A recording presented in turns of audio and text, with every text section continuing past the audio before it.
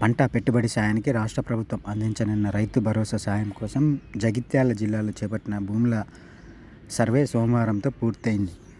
ఈ నెల 15 నుంచి అధికారులు రెవెన్యూ గ్రామాల వారీగా వ్యవసాయ శాఖతో సమన్వయంతో క్షేత్రస్థాయిలో సర్వే చేపట్టారు. నివేదికను కలెక్టర్ ద్వారా ప్రభుత్వానికి పంపించారు. ఇందులో సాగుకు యోగ్యం కాని భూములే కేవలం 5,088 ఎకరాలుగా గుర్తించారు. అయితే సాగుకు అనుకూలమైన భూములు 4,75,565 ఎకరాలుగా నిర్ధారించారు. ఈ లెక్కన జగిత్యాల జిల్లా రైతులకు 285.33 కోట్ల రైతు భరోసా అందనుంది.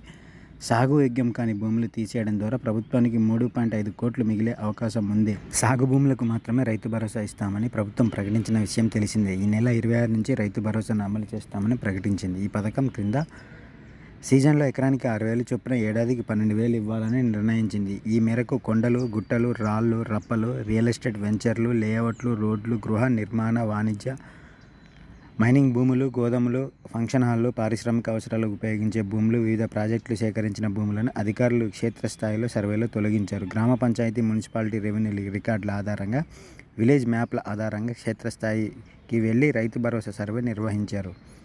ప్రభుత్వ ఆదేశాల మేరకు రైతు భరోసా సర్వే పూర్తి చేశామని కలెక్టర్ అన్నారు. ఈ సర్వే తర్వాత సాగుకు అనుకూలమైన భూములు 4,75,500 ఎకరాలుగా జగిత్యాల జిల్లాలో నిర్ధారించామన్నారు. ఈ లెక్కన జగిత్యాల జిల్లా రైతులకు 285.33 కోట్ల రైతు భరోసా అందనుంది.